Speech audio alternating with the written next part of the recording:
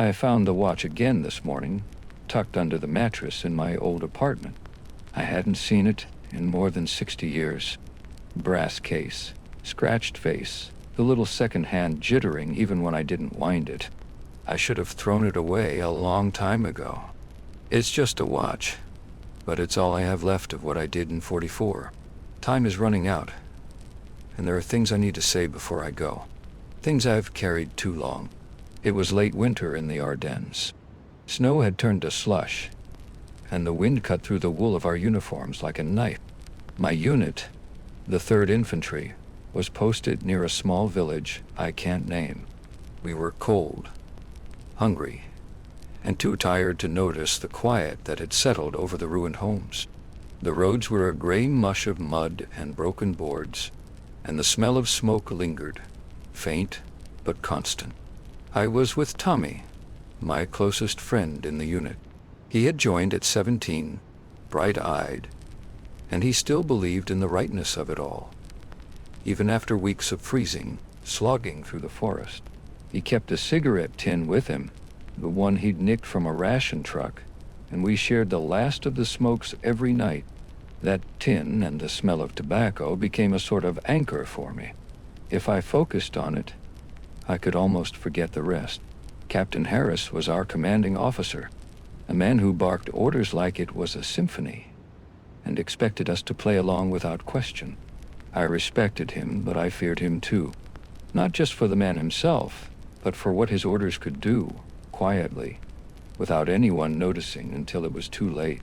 That morning, I remember the frost clinging to the edge of the roof as we huddled near the village well. The Germans had pulled back the night before, or so we thought, and there was an eerie calm. I should have known better. There was a detail I've never told anyone, not even my wife. Tommy nudged me, offering a cigarette from his tin, and I shook my head. Something was off. We were ordered to search the abandoned houses, clear the village. Not a difficult order on paper, but in one of the homes, I saw her, a young woman, crouched behind a stove, trembling. She had a child with her, maybe 4 years old, in their eyes. They weren't afraid of the war exactly, but of us, of me. The captain's voice was in my ear, even when he wasn't there. Do what you're told. No heroics. And I froze. I didn't act.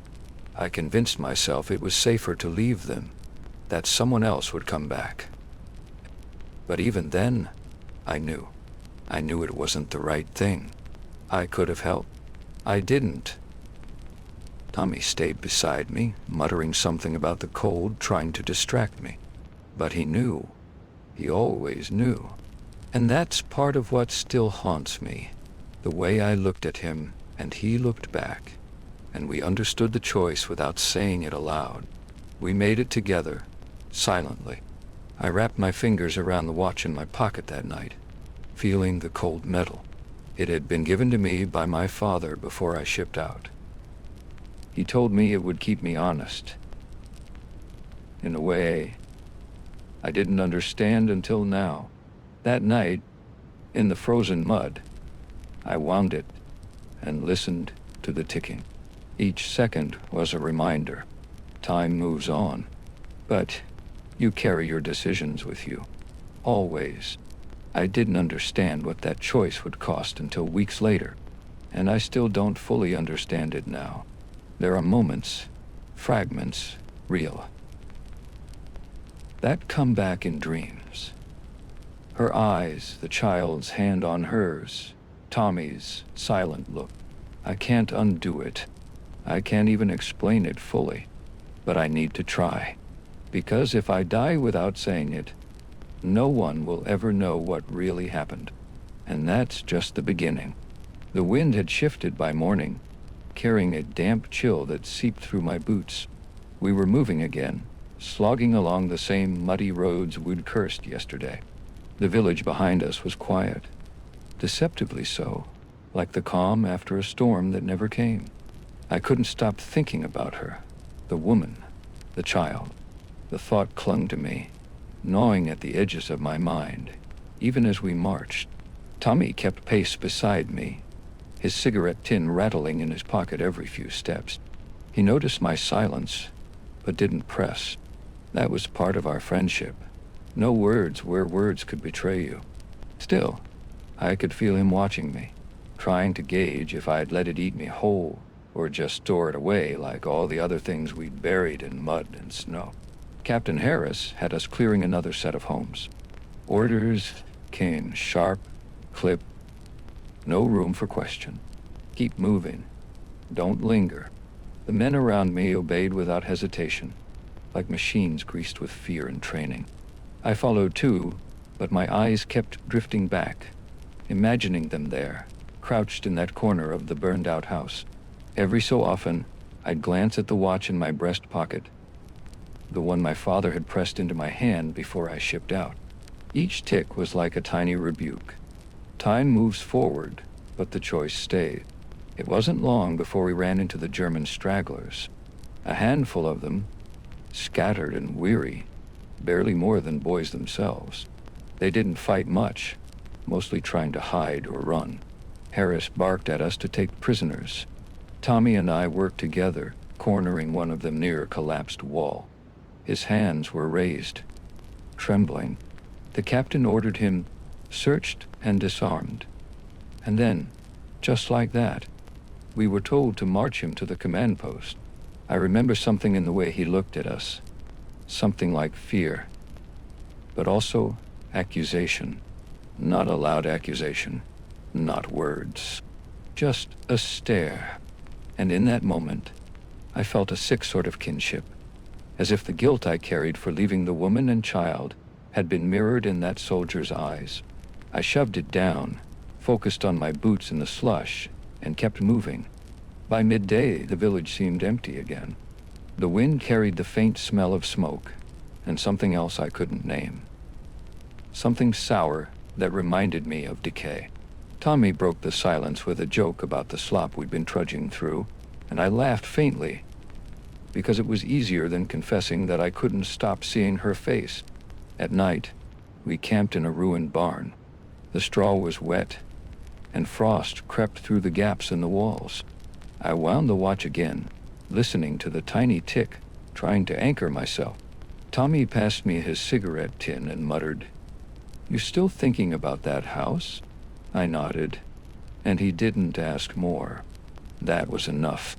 He knew, just like he had that morning.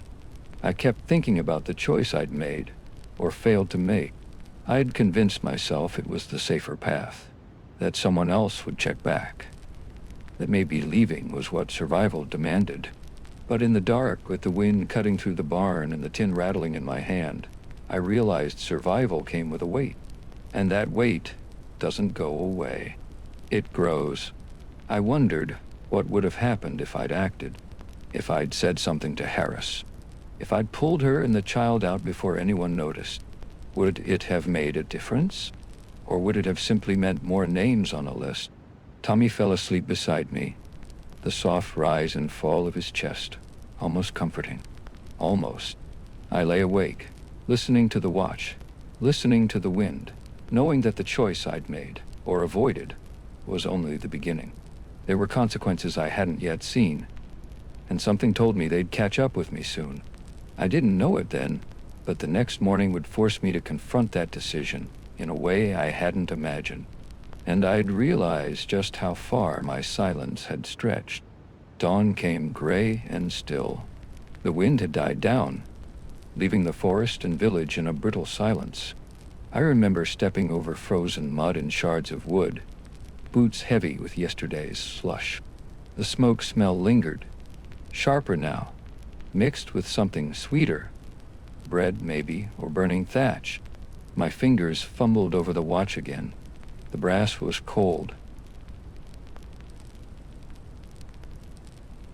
and I wound it slowly, feeling the tick as if it might steady me. Tommy was beside me, already awake, squinting through the haze. He didn't speak at first. There was a tension in him I recognized. The quiet dread that comes when you know orders are about to demand something you're not ready to give. We had a short march ahead to a cluster of buildings the captain wanted us to secure. We reached the edge of the village, and I saw it immediately. The house, the one I had left behind. Smoke curled from the chimney, a thin spiral into the pale sky, and then I saw them, two small figures huddled near the doorway, frozen, watching us. My stomach turned. I thought the frost and mud had erased all traces, but there they were, waiting or hiding. And I felt the weight of every hour since that day pressed down on me. Captain Harris barked orders before I could think. Move, clear the buildings, make sure no one's left. Tommy and I exchanged a glance, and I knew he was thinking the same thing I was. Do we follow orders, or do we yield? I froze, because I realized I knew what following orders would mean. The door was cracked. The smoke curled from inside. Harris's voice shouted again. My heart hammered in my chest. I could reach them, pull them out, hide them in the barn across the street, keep them alive, maybe. But if I hesitated too long, if I acted without permission, I could be court-martialed, or worse. Tommy nudged me with his elbow. His eyes weren't just watching, they were asking, are you going to do it, or not? I swallowed hard. I wanted to. I wanted to reach out, to say, it's all right, you're safe. But my training, the discipline drilled into us, the fear of the captain's wrath, all pressed down. I stepped back instead. Harris approached, barking again. Move it. Clear the house. I followed him, boots heavy, heart heavier. I looked back once and caught a glimpse of the woman's eyes. There was something in them, a flicker of understanding or accusation, I couldn't tell, which made my chest tighten. I thought about the watch in my pocket, about how every tick had reminded me that time moves on, but your choices stay with you. That tick was louder now, hammering against the guilt I'd tried to bury. The day passed in a blur. We secured the buildings, accounted for stragglers, and pushed onward. But the image of her didn't leave me. Tommy smoked silently beside me during the brief halts, offering the tin without a word. I kept winding the watch, hoping the rhythm would drown out the memory, but it didn't. It just echoed it, louder with each turn. That evening we camped near a shattered barn. The wind had picked up again, and frost gathered on the edges of the straw. I lit a cigarette from Tommy's tin, the smoke swirling around my face, and tried to focus on the warmth, the simple ritual. But I couldn't shake the memory of the woman and child. My hands trembled slightly, and I realized I had made a choice, and there was no going back. Tommy leaned against the wall, quiet, and I wondered if he was angry. Not at her, not at the situation, but at me. I could feel his judgment without words. And that's when it hit me. I didn't just fail them once. I had failed them twice, in action and in inaction. I thought about that night in the barn, the frost creeping through the cracks, about the watch, my father's face, and the relentless tick that followed me everywhere. I couldn't sleep, and I didn't try, not entirely, because I knew that tomorrow, whatever came, would demand I confront the choice I had made, or refuse to confront it, and live with that refusal forever. And I feared, more than anything, that I wouldn't have the courage to do the right thing even then. The next morning, the air was brittle, frost cracking under our boots. I woke to the low murmur of Tommy stirring beside me, the cigarette tin rattling as he fumbled for a smoke. The barn was quiet, except for the soft groan of wood under wind. I pulled the watch from my pocket, the brass cold against my skin, and wound it, listening to the tick as if it might keep the past from catching up with me. We were ordered back to the village's main road, clearing the outskirts for stragglers, and setting up a temporary post. Harris was impatient, pacing, shouting over the men. His voice carried over the frozen fields, sharp and precise. Keep moving. Don't stop for anything. He didn't know, couldn't know, what I carried inside me. And then it happened. A scream, sudden and sharp, split the morning. My chest froze. It came from one of the houses we had cleared the day before. Tommy and I exchanged a look, eyes widening. We both knew the scream. We both knew the possibility. We ran toward it, boots splashing through the slush, hearts hammering. The house was open, the door ajar. Smoke curled from the chimney, thin and weak, and there they were, the woman and her child, huddled in the corner, terrified. But there was something different. A man, a German soldier, crouched nearby, rifle in hand. I didn't recognize him from the stragglers. He wasn't like the boys we had detained. He was older, more deliberate, and his eyes locked on me. I froze, just like before. But this time it wasn't indecision that held me. It was calculation, fear, and shame all tangled together. Harris's orders echoed in my mind. Do not linger. Keep moving. But the moment had come anyway. Something demanded my choice, and I had no excuse left. Tommy moved beside me, whispering, "We can't just leave them." I nodded, but my feet felt rooted in guilt. The watch in my pocket seemed to weigh heavier than ever, every tick a reminder that I had failed once already. I could see it in the woman's eyes now, pleading, accusing, desperate, and the child reached out blindly, tiny hand trembling. I made the move I had avoided yesterday. I lunged forward, grabbing them both, dragging them out as Tommy covered the doorway. The German soldier yelled something I didn't understand and fired. The shot went wide, hitting the wall instead. But it was enough to remind me that choices have immediate consequences. We ran into the cold, snow-crusted street. Tommy carried the cigarette tin like a talisman, moving like he'd done it 1,000 times before. I kept the woman and child close, listening to their shallow breaths, wondering if I had saved them or condemned them by drawing attention. Harris arrived moments later, fury in his eyes. "What the hell are you doing?" I opened my mouth to speak, but no words came. He barked more orders, the kind that made obedience feel like safety. And yet, standing there, I realized that following him blindly had already failed someone I couldn't forget. We made it to the barn across the street, hiding behind broken walls and frost-covered hay. The watch ticked against my chest, reminding me that every second mattered now in a way it hadn't before. I had acted, yes, but the decision came late, with consequences I couldn't yet see. Tommy didn't speak for a long while. He just leaned back against the wall, eyes on me. And I knew he understood both the courage and the failure in my choice. That's the cruelest part. Sometimes courage comes too late, and failure follows you anyway. I still don't know if I did the right thing. I only know I couldn't leave them again. And I suspect that, in some ways, what followed that morning would define the rest of my war. The day dragged on, gray and endless. We stayed huddled in the barn, the straw damp under our knees, listening to the wind whistle through the broken board. The woman clutched her child, whispering words I didn't understand, and I didn't try to. Tommy handed me the cigarette tin, shaking his head slightly. We had survived countless skirmishes, but now it was the quiet that threatened to undo us.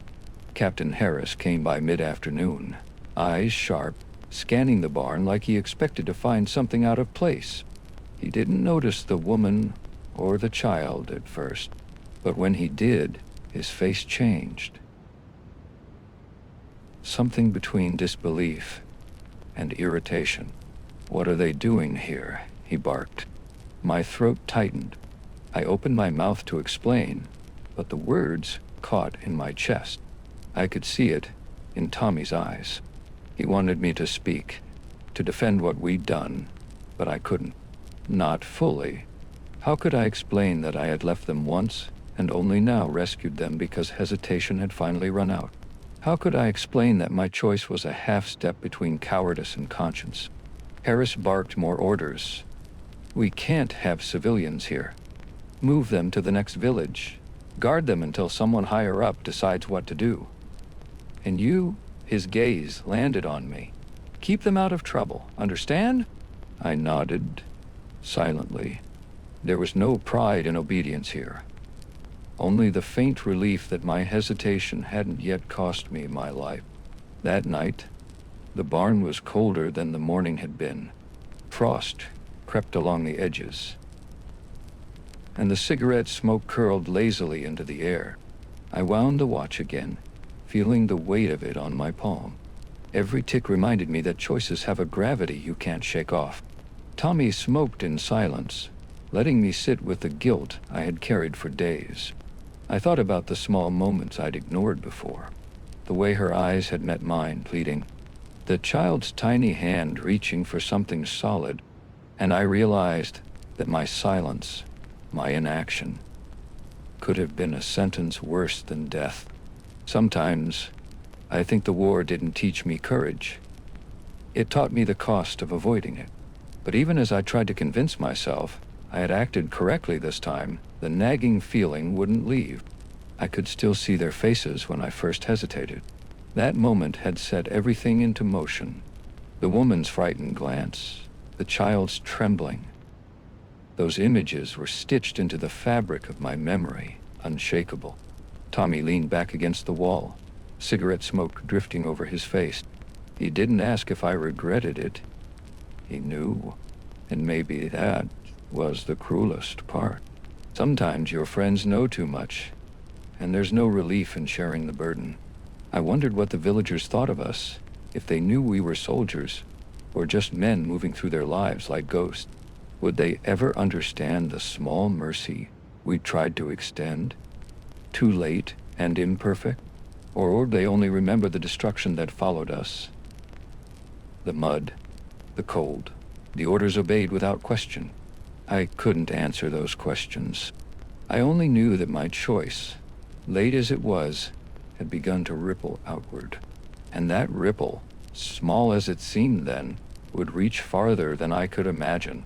And as I sat there, watching the faint glow of twilight through the barn's broken boards, I realized the war wasn't just about surviving. It was about living with what you do and don't do, when survival is only part of the story. Morning came again, gray and unforgiving, the frost clinging stubbornly to every surface. We moved out of the barn, the woman and child still clinging close, as if the warmth of our bodies was the only thing keeping them safe.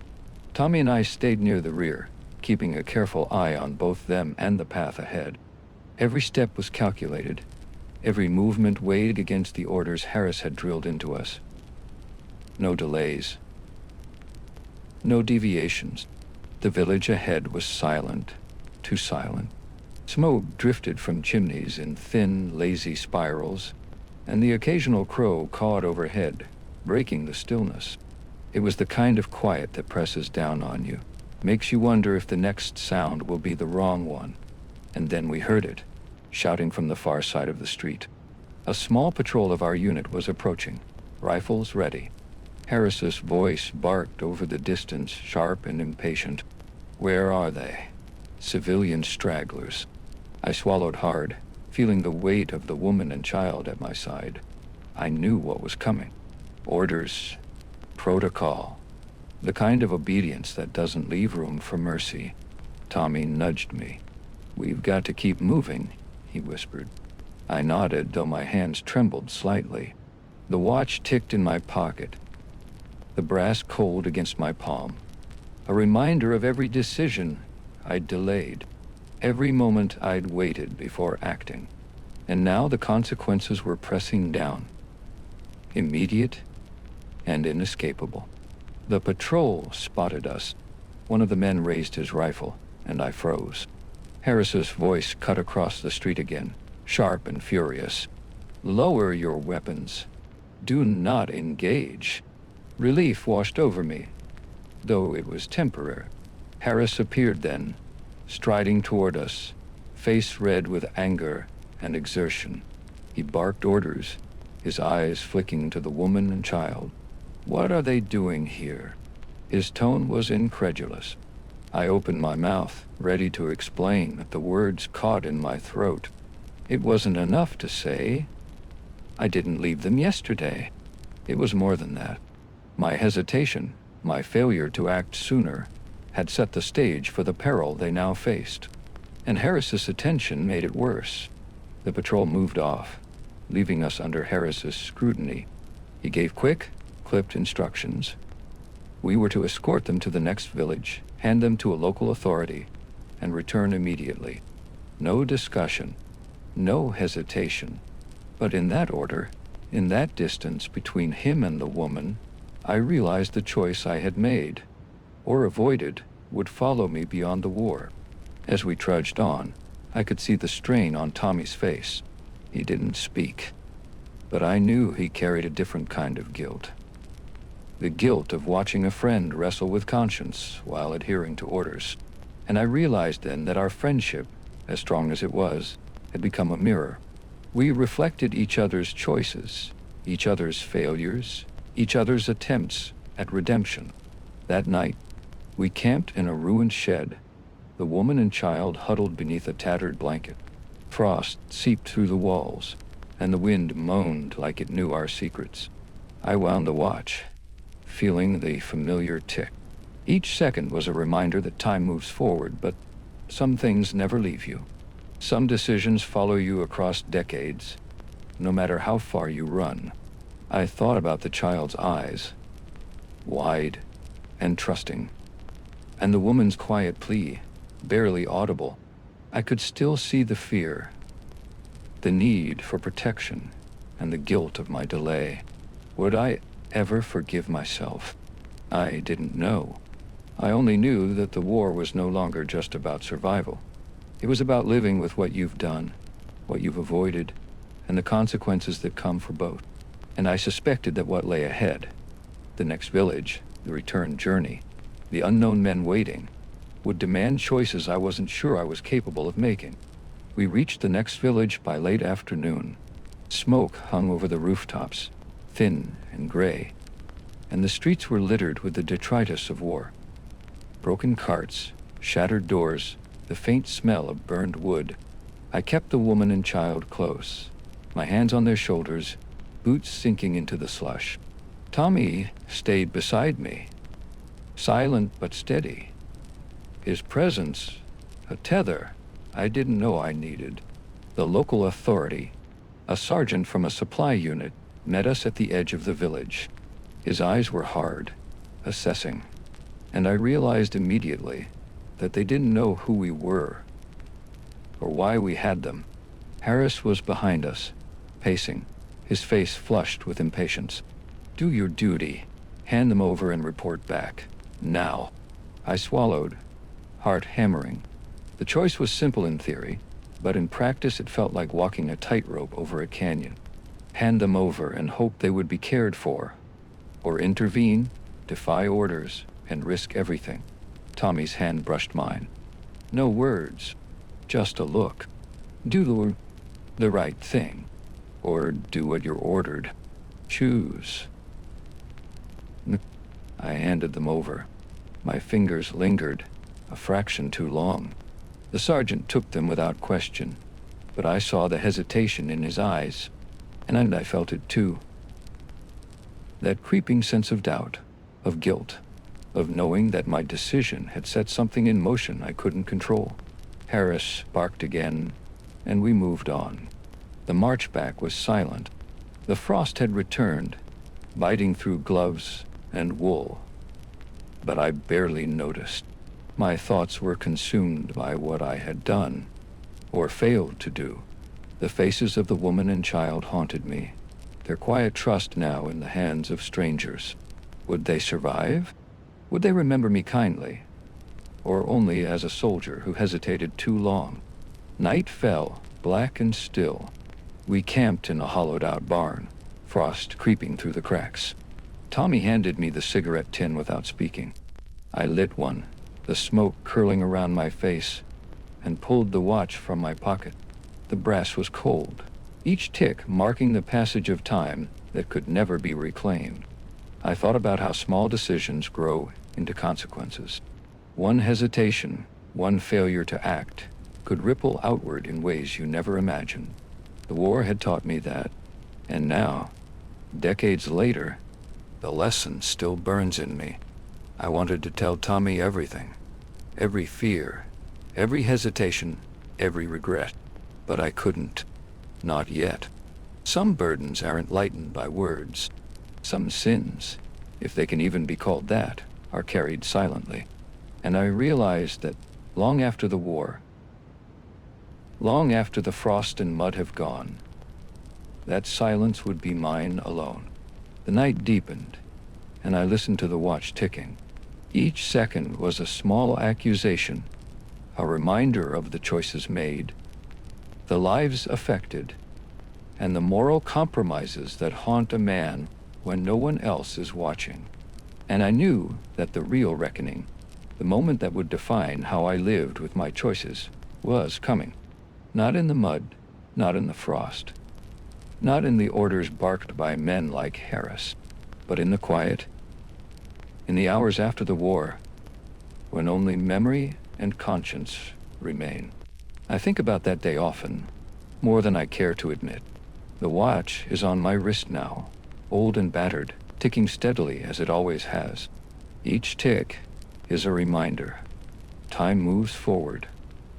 But some things never leave you. The war ended decades ago, but the decision I made, or didn't make, stayed with me. After we handed the woman and child to the sergeant, we never saw them again. Reports were sparse, and the chaos of retreat and supply lines swallowed them. I've imagined countless scenarios since, them surviving in a neighboring town, the child growing up with stories of soldiers who passed through, or worse, the silence of history erasing them entirely. And I carry that uncertainty like a stone in my chest. Tommy never mentioned it again either. We kept walking, obeying orders, surviving, and then the war ended. We returned home to a world eager to forget, to celebrate, to rebuild. I built a life with my wife, children, grandchildren. I smiled, laughed, and pretended the weight of the past could be contained. But it never was. There are nights when I wake, sweating, heart hammering, and I can see them again. The woman crouched behind the stove, the child reaching blindly for something solid, the German soldier staring at me, Harris shouting. The images aren't vivid in the way movies show them. They're fragments, impressions, shadows. But the guilt is sharp and precise. I wonder now, sitting in the quiet of my apartment, watching the second hand tick around the watch face, if following orders can ever be called innocence, or if inaction, hesitation, and fear are as damning as outright harm. Would you have done differently? I don't know if I would. Sometimes I write letters I never send, unsigned confessions I tuck away in drawers, hoping that in some way, by putting words to memory, the weight will lessen. It doesn't. The watch ticks. Time moves forward. And I carry the choice like an anchor, heavy but necessary, because forgetting it would mean betraying what I knew that winter morning in the Ardennes. I've lived a long life, seen a country rise and fall, raised children, held friends close, and lost others forever. But that winter, those frozen streets, the faces I could not save or protect, that remains. And perhaps it is not punishment, but memory itself that follows a man. I don't tell this story to seek absolution. There is none. I tell it because time is running out, and the truth, whatever form it takes, deserves to be spoken. The watch will keep ticking long after I'm gone, indifferent and eternal, and I will be left only with the echo of the seconds and the knowledge of what I did and did not do. Some mornings, I can almost hear Tommy's voice in the kitchen, teasing me about my worry and caution.